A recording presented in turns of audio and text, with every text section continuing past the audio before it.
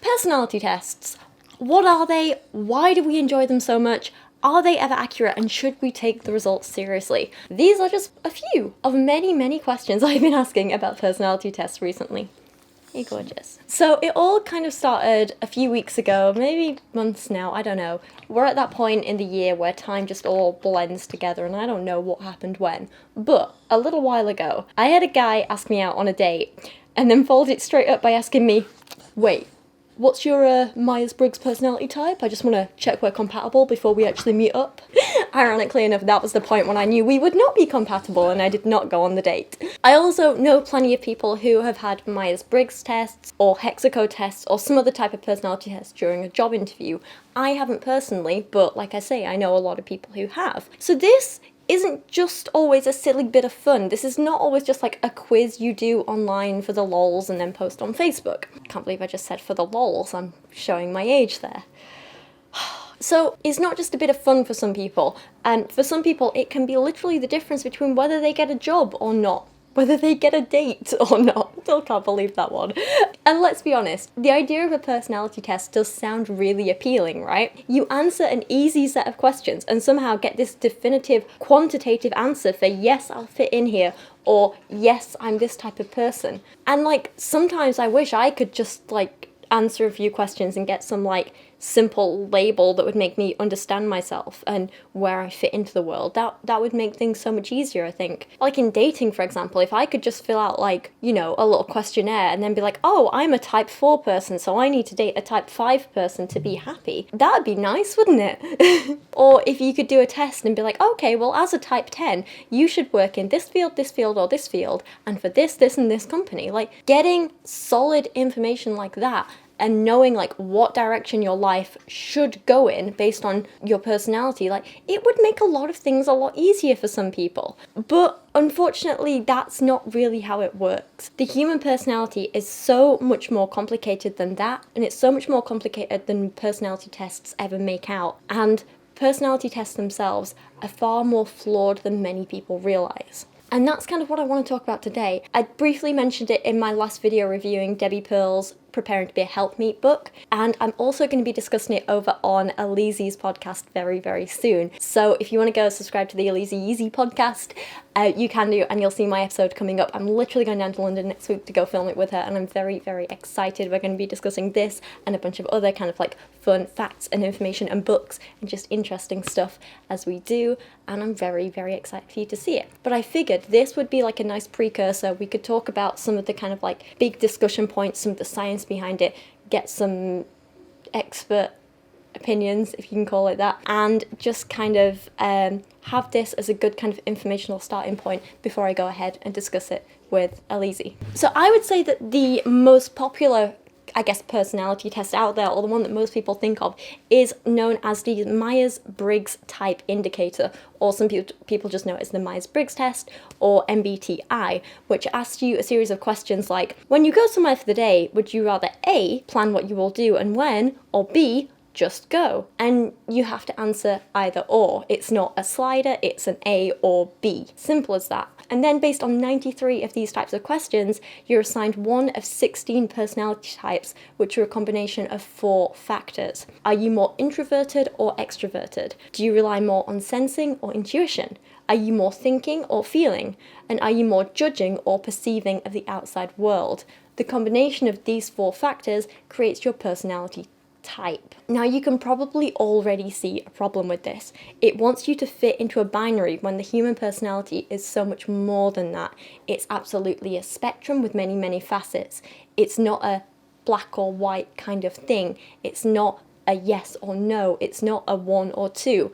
It's a whole massive, huge spectrum. And the other thing is that our personalities and traits absolutely change and lean more one way or another depending on where we are in our lives, who we're with. Even our mood on any given day can affect these factors. So we don't just have a static personality, and that's really important to remember. Take the question examples that we have. So for example, this one that I just read out, which is an actual one from the Myers-Briggs test. When you go somewhere for the day, would you rather A, plan what you will do and when, or B, just go? I have no idea how I would answer this on the test, because my actual answer would have to be somewhere in the middle and have lots of different facets to it. There's nuance there, and yet for this test I have to just pick one that could then go on to dictate anything from whether I get a job, to whether someone wants to date me, to who I think I am as a person, you know? And to me, that's a little bit insane. So for this question, for someone like me, like, yes, I often like to make sure I have a solid plan for getting somewhere and getting back, and I like to know my options once I'm there. I like to know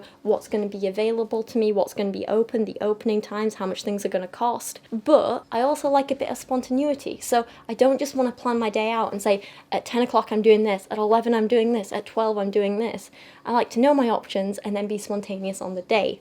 Like, if I know a museum is open from this time to this time, and the zoo is open from this time to this time, I know that any time within there I can do either one of those things. And then again, on the way to one of them, if I see something like an ice cream shop I want to pop into, I'll go ahead and do that. So it's in the middle. So am I being spontaneous, or am I planning? I want to be part of the video. Hi, baby. And say hi. Say hello. Hello! If you guys want to see more of Kyra, I filmed an adorable video with her over on my art channel where we decorated a gingerbread house together. And the house turned out terribly, didn't it? It was really, really bad, but you were very, very cute. And we had matching Christmas jumpers. It was wonderful. You're wonderful. Mwah. Thank you for being part of my life. I love you. I love you. Thank you. Thank you. Good girl. Now she's licked half my makeup from my face. Let's get back to the video. Similarly, there's other factors. So for example, if I'm with a person that I really, really trust, then I'm way more likely to be more spontaneous and not plan at all. Because then, for me, the experience is more about enjoying time with that person than having like an actual plan. And there are also times when I'm more willing to like give up my control to another person. So how do I answer that question? Well, I think the obvious answer is that I would probably put the planning option, but then that kind of starts to put me into a category, doesn't it? What if the person looking at my results and sees this, and they don't get any of the nuance and the conditions and the context or anything like that? What if they just look at my results and they assume that I always plan everything, and then they offer me a job based on that, and then they get annoyed at me on the days when I don't want to plan something, on the days when I do just want to be spontaneous and fun? Or on the other hand, what if I put the just go option, because the day that I'm filling out this test I'm feeling a little more spontaneous and crazy and fun and my anxiety's low. So I put the just go option, and then a potential date comes along and says, oh, well, she likes being spontaneous, let's always be spontaneous, and then gets annoyed at me on the days when I need to plan things out to keep my anxiety in check. You can't really win by just trusting these binary answers. There's no nuance and it's very limiting. So for this video I was actually going to do the Myers-Briggs test online and talk about results. Turns out it's 50 quid to do it. £50, and I'm not just going to throw away my money like that. Do you know how many balls I could buy for Kyra with £50, or probably more usefully? That's a day and a half's worth of my rent. That's a month's worth of Kyra's food and snacks and treats. That's my electricity bill for the month. Like, £50 is a lot of money, and this is a company that makes around $20 million a year. They do not need 50 quid for me from a video. £50 is a lot to me, and it is not much to these people, so I'm not giving them it. So I figured instead I'd just do like a free online version instead, which isn't exactly the same, but it's very, very similar and uses the same basic question types. And from what I can tell, there are a lot of identical questions, so we'll be doing that at the end of this video. Stick around if you want to see it for a little bit of the lols. But before then, let's look back at the history of the Myers-Briggs test. It was initially developed in the 1940s by Catherine Cook Briggs and her daughter Isabel Myers, who the Washington Post describes as having no formal training in psychology or sociology. They were wives and mothers who believed that their daily domestic labours, managing their households, tending to the emotional needs of their children and husbands, made them especially suited to understanding individual personalities and interpersonal relations. So they were not trained psychologists in any way. They had no formal training, which doesn't always matter if you are still putting a lot of time and effort and work into studying something for yourself, by yourself, but it's worth knowing and considering as we go forward and talk about this. They were obviously restricted by restrictions placed on women at the time, and we need to take that into consideration, but we also need to remember that without formal education at first, they didn't necessarily know all the best practices for creating a test like this. They hadn't done numerous studies beforehand to build up their theories. They hadn't really worked with big sample groups of people before coming up with these few personality types. And a lot of the questions they came up with and the criteria they used was mostly based on their own personal experiences and their very, very narrow view of life, which is a huge limiting factor, which we are going to be talking about in a little more detail at the end of this video. So that was a problem. However, over time, Isabel and Catherine did seek the help of other experts in the field, which helped iron out a few of the initial issues they had and a few of the kind of worries that some people have about this test in general. So they worked with people like Henry Chauncey, who was the head of the world's largest private non-profit educational testing and assessment organization, Educational Testing Services. Nice simple name, I enjoy that. And Isabel also ended up as an apprentice for a while to Edward N. Hay, who taught her about rudimentary test construction, scoring, validation, and statistical methods. So they were educating themselves, they were seeking the help of others, and this did overall improve the quality of their test over time. The Myers-Briggs kind of foundation is a whole big thing now as well, and the test has been updated and improved over time, even since the original creator's death. So this isn't just a kind of like a test that stayed the same as the day it was conceived by two non-experts. It is something that has grown and changed over time. That said, it is still incredibly flawed, don't get me wrong. So Isabel and Catherine based a big chunk of their work on Carl Jung's psychological types, which, while an interesting concept, is flawed in its own right for some of the reasons we've already discussed. And it's important to remember that when Jung actually wrote about these types and defined these types, he was using these as parameters to identify different types of consciousness, not different types of people or personality. It's a subtle but an important difference. So they kind of commandeered his ideas about one thing and thrust them into a slightly different area. There's also some issues with the kind of fundamental beliefs and concepts on which they founded this test. So for example, Catherine Briggs used to claim, every one of us is born either an extrovert or an introvert and remains extrovert or introvert to the end of his days. And I'm not sure that I or many scientists fully agree with this. The idea that there are certain aspects of our personality which are completely fixed and unchangeable. Most longitudinal studies suggest that our personalities do change over time, especially based on our environments. Some think it's constantly changing, while others suggest that our personality does become fixed at a certain point, but that doesn't necessarily happen at birth. Some people think it happens at some point during childhood. Other people argue that our personalities become fixed when we're 17 or 25 or in our 30s, or different people have different kind of age limits where they place it, and some people think it never happens. Some people think there are traits that can always be changed in people. I'm not sure entirely where I fall on this. I don't think it's completely fixed, and I don't think it's completely changeable either. I do think we have some innate traits, but I also believe that we can kind of overcome these and work on them and change them if we want to. So I guess I fall somewhere in the middle personally. I also think it's important to realise that certain personality traits will change depending on context, or at least how we express them will, which is kind of the important thing really. I don't think a person is either an introvert or an extrovert, for example. I think it's more on a sliding scale that changes depending on context and time and who we're with and everything. So perhaps we are all more inclined to lean a little one way than the other. But again, I don't think it's a binary where we're either a complete introvert or a complete extrovert. I'd say it's more of a spectrum. And, you know, while I might lean more towards the introvert side of things, there are definitely times when I'm around certain people and I'm comfortable and I'm happy, I definitely float a little closer to the extrovert side.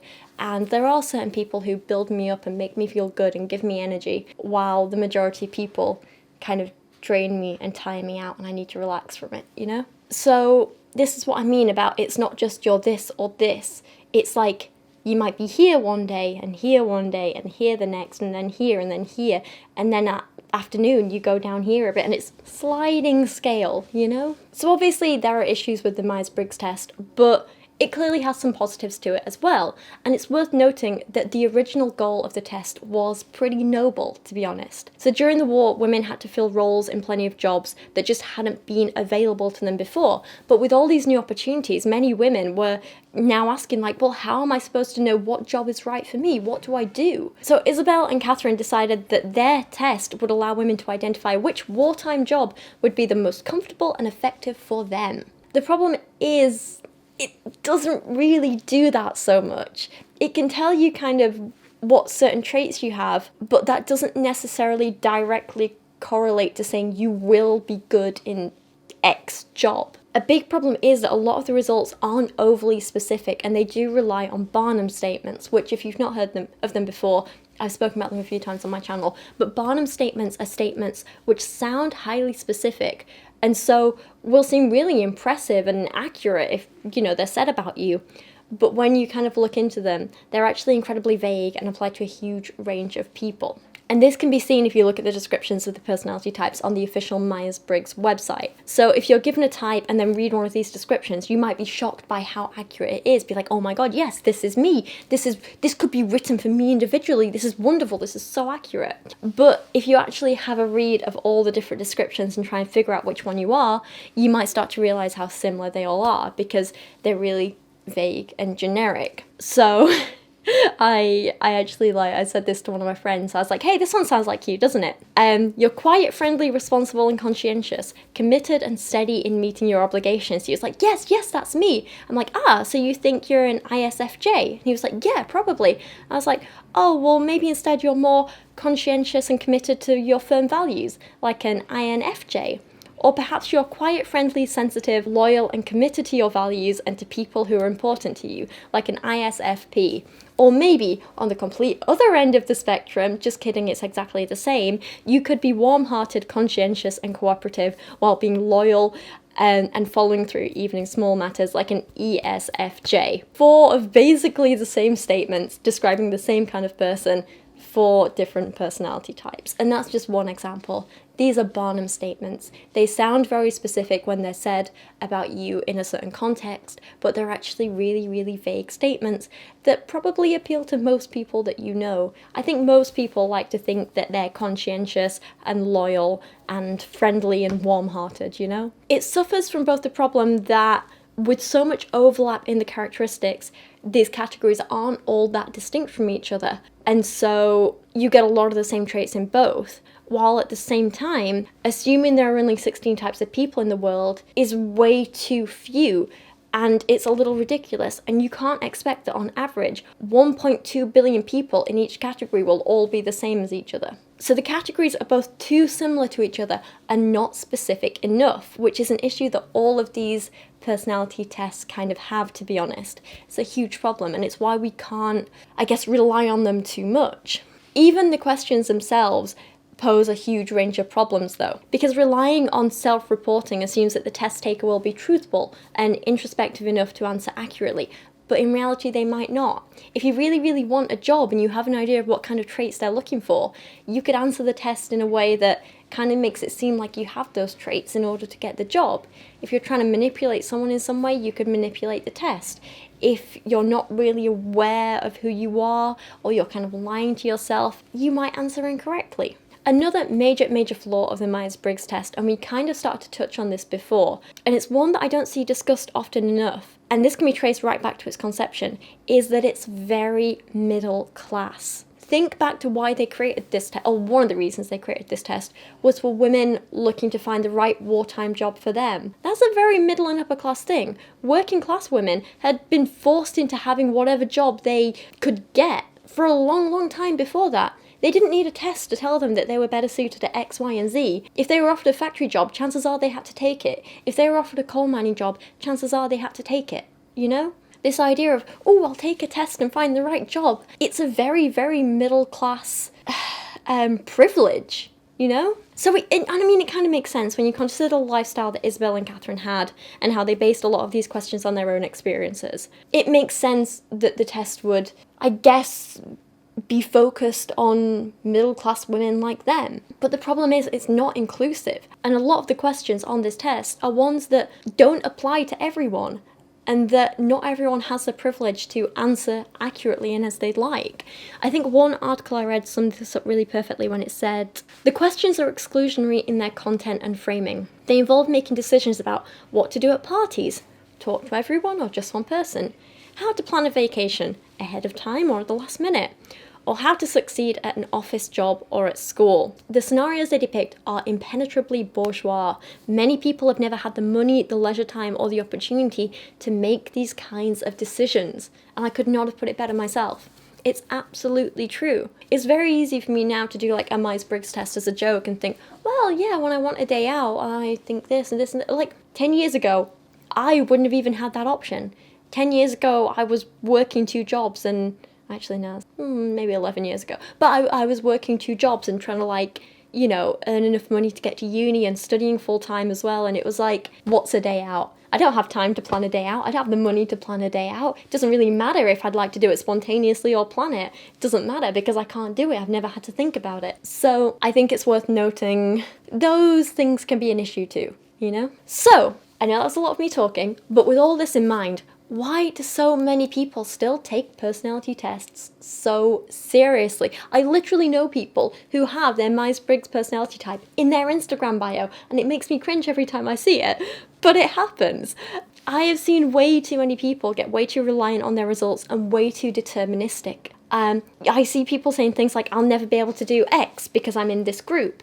I won't apply for this job because they'll want someone with such and such a personality type and I'm not that, and so on. And I have to ask, does narrowing ourselves into these boxes and excluding ourselves or other people from job roles or dating or whatever really help us?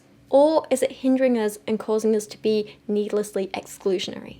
I think we need to be careful and understand that this isn't all completely binary. Personality tests aren't good or bad, right or wrong. If you take a test and look at the results and discover some traits about yourself and you think this is going to help you, for example, you might think, oh, well, I didn't realize I had this and this trait, so maybe I would be suited to a career in this and this field. If it allows you to have some self-reflection and self-awareness, then I do think that's a good thing. And I don't really think we can complain about that if you as an individual are getting something out of it. However, I do think we can take it too far, and I do think some people do. If an employer says, for example, we don't want to hire someone in X group, then they're ignoring the fact that all these people, both in and out of that group, exist on a spectrum. They might have like a potential employee who just missed out on being in that group because one of their sliders was a little bit higher than the other that day. So they put themselves into this category instead of this one. And therefore, because they're just excluding all the other groups, that employer misses out on a potentially really, really great employee. Whereas if they'd taken the test on another day, maybe the employee would have got in and been considered. Sometimes if you're too busy looking at people as test scores, you can miss out on seeing the actual skill and strengths of the individual as an individual and a human, That said, I did ask some friends about this who work in environments which have used personality tests, or they've been given them themselves, or they've worked with people who've used personality tests on their employees and stuff as well. And I got some pretty interesting answers. So turns out I don't really know that many people with like real 9-to-5 jobs, so that was a bit of an eye-opener. But the people that I did ask, so Theo is probably one of my like oldest friends at this point, and he's an all-round lovely, smart, very intelligent man. We went to uni together, so he's a smart boy. Smart boy. And he runs a sort of like engineering manufacturing company, and he's done plenty of hiring himself over the last however many years. And he said to me that he thinks personality testing in hiring can be a good thing if you're a big company, but it's overkill for small ones. So to quote him, culture fit is super important for employees and companies. Personality testing is also a way of screening out for undesirable characteristics like lack of ethics. You'd think interviewers would be able to assess for this sort of thing, but A, interviewing is a super skilled role most people suck at. B, the bigger the company, the easier it is for people who aren't a culture fit to slip through the net. So the more important it is to standardise and introduce things like personality tests. And C, the typical interviewer is trying to hire someone on their team without necessarily understanding or caring about the big picture of what types of people the company wants to hire, like as a whole. And this last point was something that hadn't even occurred to me. Like, I guess if you can put parameters in place to say like, okay, well, we as a whole company want someone with X, Y, and Z values, for example, and you weed out everyone else who doesn't have those, then the individual team manager has a much smaller group of candidates to look through and see who fits their team's culture within the company's culture as a whole. I guess it's kind of just like another type of automation, which might cause some individuals to miss out on occasions, but probably makes things for the whole company easier because, let's be honest, like, if a large company has, say, 1,000 people applying for a single role, you cannot expect individuals to look through every single CV of every single person who's applied, because that would be time consuming, it would be inefficient, and honestly, it would probably lose the company money to do that for every single role. So you do need a way to cut them down to, skim out the best candidates for the role. So you do have to automate this in some way, and it sounds horrible, it sounds kind of cold, but that's just kind of how businesses have to be sometimes. It's how the world functions. And without it, we would be in a lot worse position than we are today. We wouldn't have the advancements that we have today in a lot of fields. So, as an example, first, out of these 1,000 people, you cut out everyone who doesn't have X qualifications, and then you cut out people without experience in Y, and then you give them a personality test, and you don't necessarily say, I want people with a type 4 personality, or who are only ENTP, or something like that. But if you do make it a little vaguer, and say, for example, something like, we want people who don't answer X to these types of questions, or you say something like, we want people who don't have these personality traits, or people who show high amounts of these personality traits, and you make it something quite vague, but still, important, then you can cut down this big, massive group to a manageable number of suitable candidates, and then you can have actual humans come in and look through and bring in that human factor and assess whether these people will be a good fit. Because while you can try and standardize for these big overall characteristics and stuff, you can't really get an idea if someone's going to be a good fit or not without meeting them face to face and kind of assessing them on a person-to-person basis. So I think you can automate to some extent, but you still need the human factor in there at the end. Theo himself said, overall, I'm not a fan of personality tests. Your company's screening process should be able to pick up on personality or culture fit without a sit-down test that can be gamed, and top candidates are often put off by standardized tests, which is an excellent point while still realizing that it can be useful in very specific circumstances. All this said, I do agree with Theo, and I'll be honest, if a company ever asked me to do a personality test for a job, I don't think I would have done it. I would be like, no, this isn't the right company for me. I'm gone. Thank you. But while Theo was looking at it from a somewhat practical perspective as an actual business owner himself, another friend of mine kind of had a more sort of scientific academic perspective, and this is the incredibly smart and talented and wonderful man that is Tim James. He's a wonderful author. He has written a few amazing science books, which I fully recommend. I'll leave a link to his books down in the description below, and he's an all-round wonderful person who I did interview once on this channel, and he's excellent. And I asked him about this, and he said, as an official science person, and he said, MBTI tests are largely nonsense. There's no experimental backing to them, and the tests were written by the MB Foundation, which makes money from them. So, highly skeptical. Mostly dismissed as pseudoscience. However, personality indicators are not necessarily a problem, and most psychologists and psychiatrists tend to use the big five, which have more robust experimental backing: extroversion, openness, agreeableness, conscientiousness, and neuroticism. They are quantifiably measurable and tend to fit on a spectrum rather than this or that categories. So personality tests, I'd say there's some merit, but MBTI specifically is hokum. I remain unconvinced by them, which I think is just a pretty excellent summary of a lot of what we've spoken about in this video so far, and I just wanted to include it because he's a smart man and it's good to get other perspectives. And then we had like a bit of a discussion about like, okay, hypothetically, let's say you create a personality test which can flawlessly quantify a person's personality. What then? Of course, one of the big issues, as Theo pointed out, is that most people who are involved in any hiring process aren't necessarily that good at it. You can have all the data in the world, but if you're looking at the wrong bits and misinterpreting it, then what's the point? You can quantify someone's personality, but if you don't know which bits you're looking for that will help you, what good is it? Great, you know they're an extrovert to X level and they can do this and this and this, but why does that help you unless you know exactly what values you need on your team to make it work efficiently? It's definitely a huge, complicated issue. So I also figured I would open up this topic for discussion over on my Patreon, and some of you guys also shared some really interesting thoughts that I just want to share with you here at the end of this video.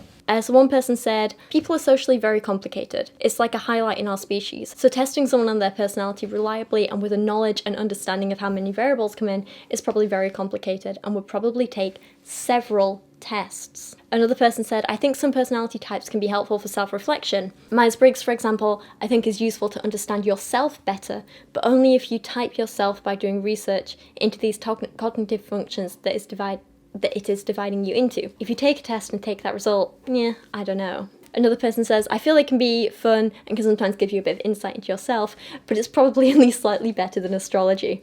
I think some people seem to use them as an excuse for negative behaviour, because those things are traits of their personality type. This person said, they can be a bit of fun, but a company I worked for made us all do one, and that's when they stopped being fun.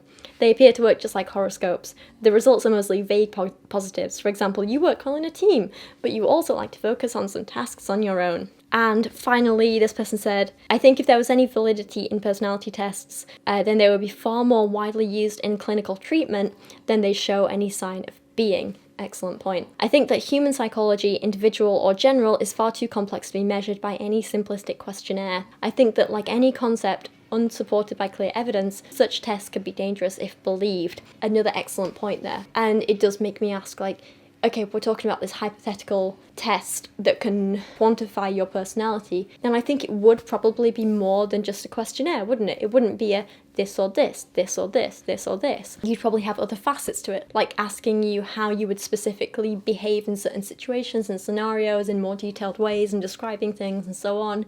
But then you also have to remember that how you think you'd react in a situation isn't always how you actually act in it. So yeah, those assessments, difficult. It's tough. So basically there's a lot to think about, and I don't necessarily have any solid answers, but I do think for yourself on a personal level, these kinds of personality tests I think can be fun. They can encourage you to be self-reflective and self-aware, but I also think it's very important that we're aware of their limitations and don't rely too heavily on them and don't take them too seriously, and also don't allow them to define ourselves too much.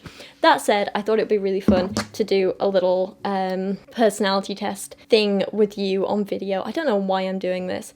So the free version of the Myers-Briggs test that I found online is just called 16 personalities, and it's basically the same thing. So we're going to zoom on here, we're going to take the test. I'm going to see if I can do a screen recording.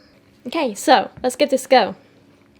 So you regularly make new friends. See, again, we're off to a difficult start because it's a spectrum. I'm quite good at making friends in certain situations. I'm just not very good at maintaining friendships. But also, I'm not the most outgoing person, so we'll go in the middle, but more towards disagree. Oh, absolutely. Spend a lot of free time exploring various random topics that pique your interest. Constantly. Crying, yeah, I guess so. You often make a backup plan for a backup plan. Not quite that much, but sometimes. I know this is asking about kind of my level of neuroticism, I guess, and control and anxiety, so we'll go middle. You usually stay calm even under a lot of pressure. No, not even a little bit. At social events, you rarely try to introduce yourself to new people and mostly talk to the ones you already know. Again, it depends entirely on the circumstance. I'm way better at social events where, I know no one, or I know a lot of people. The ones in the middle are hard. I don't know how to answer this. We'll go slightly agree. You prefer to completely finish one project before starting another? Nah, not always. You're very sentimental. Quite. You like to use organising tools like schedules and lists. Hate schedules, love lists. Well, slightly agree. Even a small mistake can cause you to doubt your overall abilities and knowledge. This one could not have been written more for me, yes. You feel comfortable just walking up to someone you find interesting and striking up a conversation. Not unless I'm 2.5 glasses of wine in. We will disagree, but not completely. You're not too interested in discussing various interpretations and analyses of creative work. That could not be further from the truth. Look at my entire YouTube channel. Inclined to follow your head more than your heart. No, I usually go with my gut. For doing what you feel like at any given moment instead of planning on a particular daily routine. Oh God, see again, this is hard. I don't have a daily routine. I just do things as and when I feel up to it, which is true. But if I'm going somewhere out of the house, I need to plan it at least certain details, so we'll slightly agree. These are really difficult, but what I am noticing with this is I like that it's a spectrum. This immediately feels better than the Myers-Briggs because I can agree or disagree to a certain extent. It's not just an either or, which is a plus already, I'll be honest. You rarely worry about whether you make a good impression on people you meet. I'll thoroughly disagree. I constantly worry about that. You enjoy participating in group activities? No, not really. I prefer one-on-one stuff. You like books and movies that make you come up with your own interpretation of the ending? Yeah, I guess so. Happiness comes more from helping others accomplish things than your own accomplishments. I mean, a little bit, but not a huge amount. I like my own accomplishments too. You're interested in so many things you find difficult to choose what to try next, constantly. You're prone to worrying that things will take a turn for the worse, constantly. You avoid leadership roles in group settings. No, not really. I quite like taking charge sometimes. You're definitely not an artistic type of person. Could not disagree more. You think the world would be a better place if people relied more on rationality and less on their feelings. See, I wish there was more rationality in things like anti-vax discussions, because anti-vaxxers need all the rationality and logic they can get. But I also think it's a very human thing to be driven by your feelings, and we shouldn't dismiss them or belittle them or put them down. How we feel about things is very, very important. I'm going to go in the middle. Boop. Do you prefer to do your chores before allowing yourself to relax? No, not really. I like to mix it all together. You enjoy watching people argue? No, who enjoys that?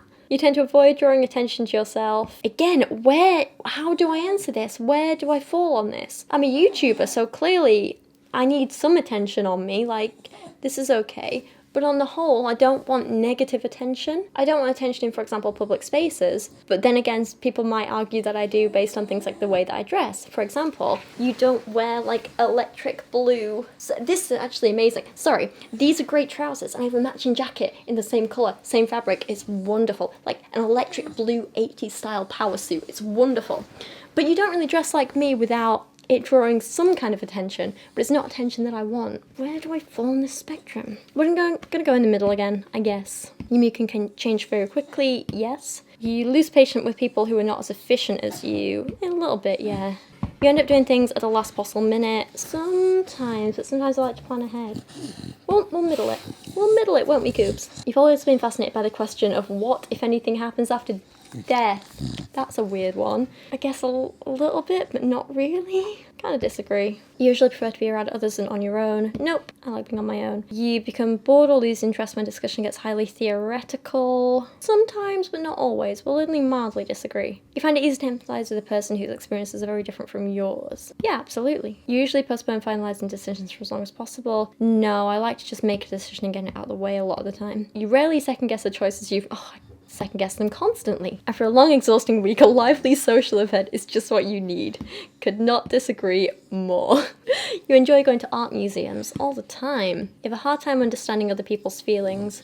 See, again, this question's hard. I have a hard time interpreting people's feelings, but once they've explained them to me clearly, I understand them. How does, like, an autistic person answer this? What does this actually mean for us? Does neurodivergency actually have a role in how our personality type comes out in these tests? I'm gonna slightly disagree. You like to have a to-do list for each day? Not at all. You rarely feel insecure? Disagree. I feel insecure all the time. I do avoid making phone calls constantly. Spend a lot of time trying to understand views that are very different from your own. Yeah, always. It's basically my job, isn't it, cuckoo? In your social circle, you're often the one who contacts your friends and initiates activities. I don't even have a social circle. I have, like, individual friends. We'll disagree. Plans are interrupted. Your top priority is to get back on track as soon as possible. After I've cried for a while, so we'll slightly agree, won't we? Slightly. I don't know if you can even see Kyra on camera, but she's being very cute right now, aren't you? You're still bothered by mistakes you made a long time ago, all the time. They haunt my nightmares. Not even joking. I literally have nightmares that wake me up sometimes about YouTube comments that I've received. You rarely contemplate the reasons for human existence or meaning of life. Disagree.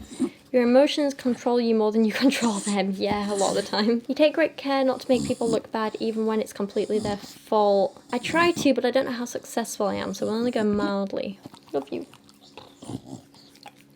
Your personal work style is closer to spontaneous bursts of energy than organised and consistent efforts. Yes. When someone thinks highly of you, you wonder how long it will take them to feel disappointed in you. I feel personally attacked by this one. Yes, constantly. You would love a job that requires you to work alone most of the time. Agree, that's what I have. You believe pondering abstract philosophical questions is a waste of time. I wouldn't say a waste of time, but I think it's important to put them into context and into the real world when we're talking about these big philosophical questions, because the abstract can only get us so far, so I'm going to agree with that.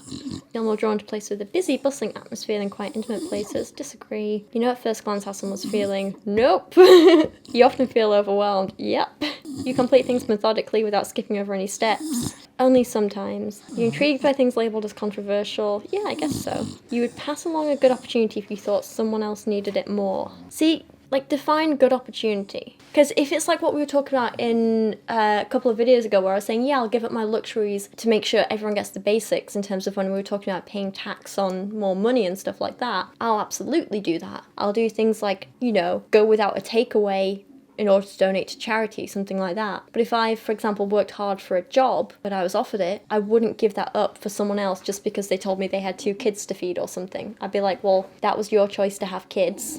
I'm not going to give up a job that I worked for you. I'm going to sound selfish here, but I'm going to slightly disagree. You struggle with deadlines constantly. You feel confident that things will work out for you. No. Gender is female. See results. Okay, I'm a mediator, an infp-t. So this one also adds in this 5th part about assertive or turbulent. This trait underpins all others, showing how confident we are in our abilities and decisions. Oh, I am 96% turbulent, so I guess I have no confidence in my ability or decision making. Yay! I am absolutely mostly introverted. I expected that. My energy, I'm mostly intuitive. Interesting. And then my nature and tactics are 40-60, so these are quite close. Nature determines how we make decisions and cope with emotions, so I'm mostly feeling but also quite thinking. I do feel pretty evenly split on that, so I think, yeah, that makes a lot of sense. And tactics, this trait reflects our approach to working, planning and decision making, partly judging, partly prospecting, mostly prospecting. Interesting. Okay, find out a little more about this. See, so straight away I'm having issues with these being like Barnum statements. INFPs have vibrant, passionate inner lives. You could say that for so many people. Creative and imaginative, they happily lose themselves in daydreams, inventing all sorts of stories and conversations in their minds. Yes, I do this all the time, but so do a lot of other people. They have a profound emotional response to music, art, nature, and the people around them. They're known for their sensitivity. Idealistic and empathetic. They long for deep, soulful relationships, and they feel called to help others. Like, yeah, sure, this is absolutely me, but am I also gonna feel the same way if I read the other personality types? I'm gonna be like, yeah, that's also me. I don't know. Mediators may sometimes feel lonely or invisible, adrift in a world that doesn't seem to appreciate the traits that make them unique. Okay, but this is quite interesting. So they point out this personality type make up such a small portion of the population.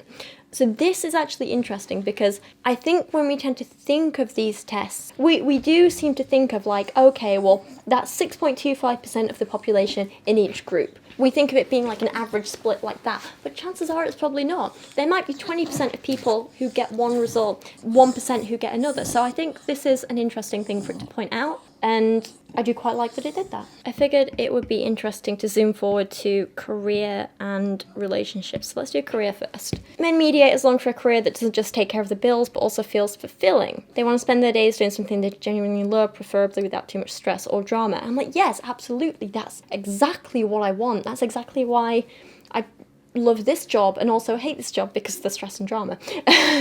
But again, I think a lot of people want that. I mean, okay.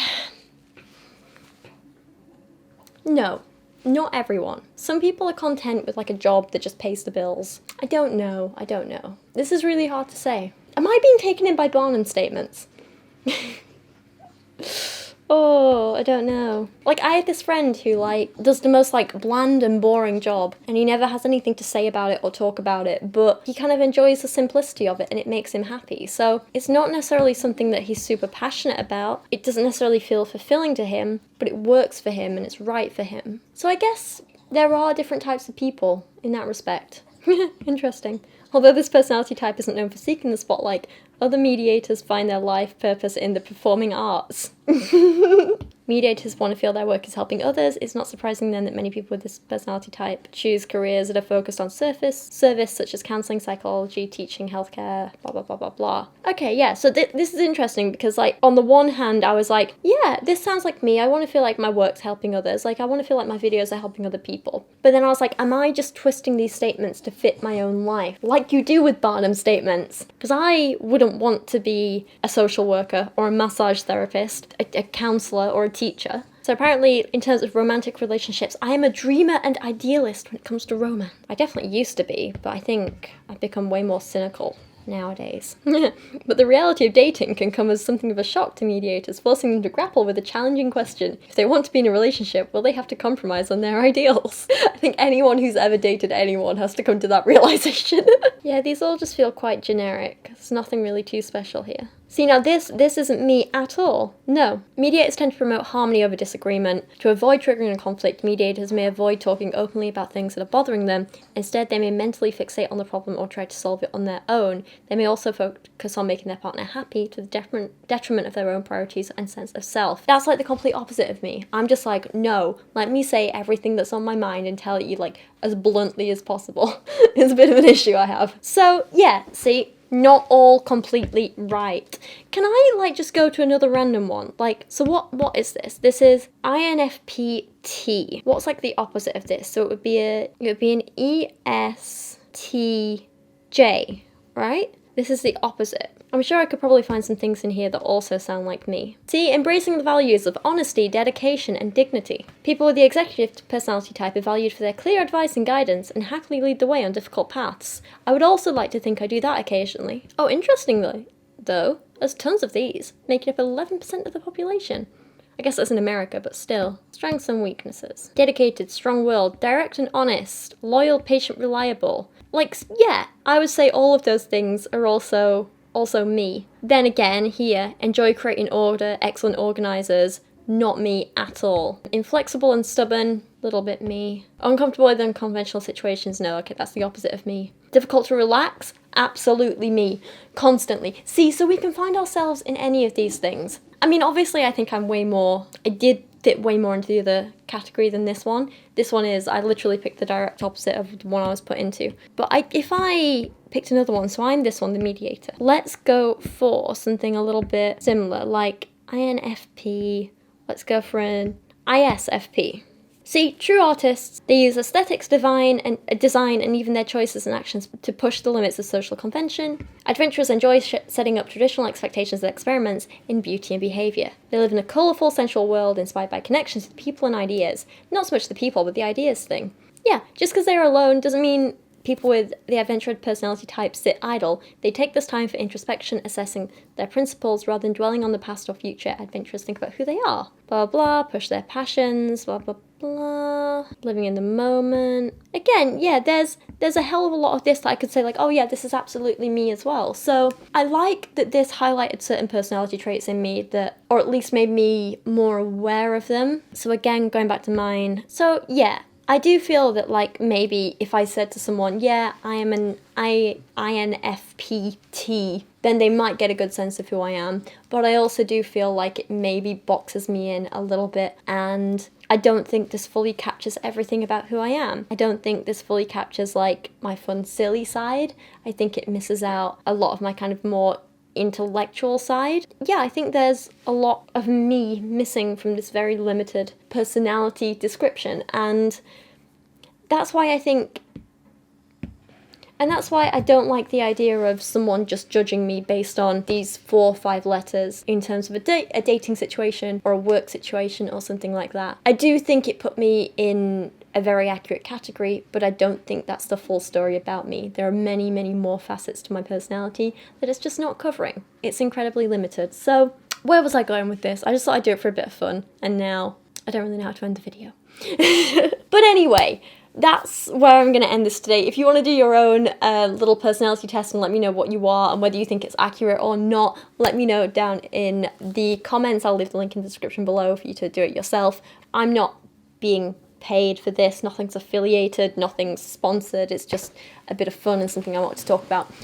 Also, please go subscribe to Elise's podcast. I'll leave the link for that also in the description below, and I'll be on there hopefully in the next couple of weeks talking about this and other interesting stuff and just having a bit of a giggle with her because she's a lovely person. And yeah, I think that's pretty much me done for now. But for now, thank you for watching. I appreciate you guys a hell of a lot, and I will see you again very, very, very soon. Also, before I go, let's just take a moment to appreciate the matching jacket. It is wonderful. Look at this. Like I say, we're talking like 80s power suit vibes here. It's wonderful. Don't know how much you can see with the matching trousers and the everything, and it's amazing. I feel powerful. I feel like I'm gonna go walk into a meeting and tell some men to stop talking over me or something, you know?